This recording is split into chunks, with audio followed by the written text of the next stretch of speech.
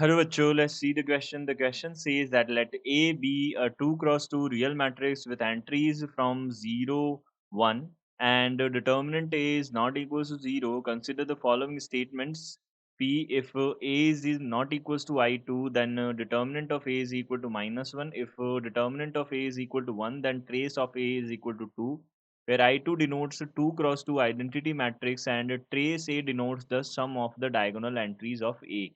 Then which option will be our correct answer? We have to answer. Okay, so first of all, the key concept हमारे पास क्या होगा, सबसे पहले ये देख लेते हैं। तो जो हमारे पास आइडेंटिटी मैट्रिक्स होती है 2 क्रॉस 2 की identity matrix of 2 cross 2 is क्या होती है 1001 होती है।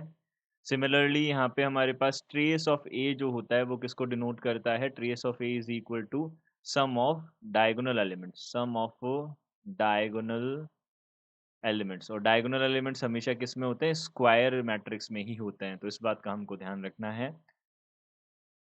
अब देखो यहाँ से हमारे पास में 2 क्रॉस 2 की एक मैट्रिक्स बनाई जा रही है ए। देखो यहाँ पे 2 क्रॉस 2 की एक मैट्रिक्स बना रहे हैं। अब 2 क्रॉस 2 की मैट्रिक्स बनाने तो टोटल मैट्रिसेस हमारे पास कितनी बन सकती हैं, टोटल मैट्रिसेस, और हम केवल किन किन एंट्रीज का यूज कर सकते हैं, 0 और 1 का यूज कर सकते हैं। तो यहाँ पे हमारे पास हर प्लेस पे 2 पॉसिबिलिटीज होंगी, तो 2 टू द पावर 4 यानी कि 16 हमारे पास टोटल ये बन सकती हैं। अब यहाँ पे एक केस और गिवन है कि डिटर्मिनेंट ए 0 नहीं होना चाहिए। तो डिटर्मिनेंट ऑफ ए 0 नहीं होना चाहिए, ये हमको कंडीशन गिवन है। और हमको अब जो फर्स्ट स्टेटमेंट है वो क्या गिवन है, इसको हम डिस्कस कर लेते हैं। देखिए फर्स्ट स्टेटमेंट हमको गिवन है, if A is not equal to I2, अगर ए जो है आइडेंटिटी के इक्वल नहीं है, देन इसका जो डिटर्मिनेंट है, ए का डिटर्मिनेंट जो है वो -1 आना चाहिए। क्या ये सही है स्टेटमेंट, देख लेते हैं। तो हमने देखा कि अगर ए I2 नहीं है तो क्या कभी ऐसा हो सकता है कि उसका डिटर्मिनेंट जो है -1 के अलावा भी कुछ आ जाए। ठीक है, तो हमने देखा, हमने एक मैट्रिक्स बनाई 1 1 0 1, ये हमारे पास एक आइडेंटिटी मैट्रिक्स नहीं है। अब आइडेंटिटी नहीं है लेकिन इसका जो डिटर्मिनेंट है वो हमारे पास +1 आ रहा है, तो यानी कि ये स्टेटमेंट तो रॉन्ग हो गया। हमको बोला इसने कि अगर I2 नहीं है ए तो वो क्या आना चाहिए, डिटर्मिनेंट क्या आना चाहिए उसका, -1 ही आना चाहिए, बट यहाँ तो +1 आ गया, तो गड़बड़ हो गई। तो इसका मतलब ये हमारे पास पी स्टेटमेंट ट्रू नहीं है, ये फॉल्स स्टेटमेंट है। अब सेकंड स्टेटमेंट को चेक कर लेते हैं कि हमारे पास अगर determinant of A is equal to 1 हो, अब determinant of A is equal to 1 हो तो ट्रेस क्या होगा, हमेशा 2 होगा।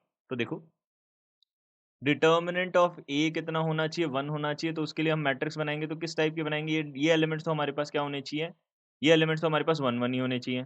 अब यहाँ जो है, यहाँ पे क्या आ सकता है, यहाँ पे कोई भी एलिमेंट आ सकता है, 0 0 भी आ सकता है।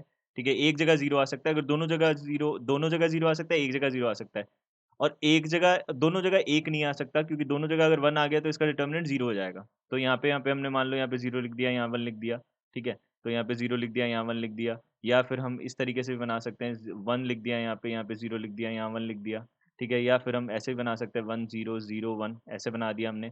तो इन सारे केसेस में जिनका डिटर्मिनेंट यहाँ पे कितना आ रहा है, 1 आ रहा है, उन सारे केसेस में हमने बोला कि डिटर्मिनेंट में जो ट्रेस बन रहा है, ट्रेस ऑफ ए हमेशा कितना आ रहा है, 2 ही आ रहा है, ये श्योर है। कोई भी ऐसा हमको काउंटर एग्जांपल नहीं मिलेगा। तो यहाँ से हम बोल सकते हैं ये ट्रू है। तो हमने बोला ये सेकंड स्टेटमेंट जो है वो ट्रू है, फर्स्ट स्टेटमेंट फॉल्स है। सो हम बोल सकते हैं ऑप्शन कौन-सा करेक्ट होगा, डी ऑप्शन हमारे पास करेक्ट हो जाएगा। So the correct answer of this question is D option. I hope you understood it well. Good luck. Thank you.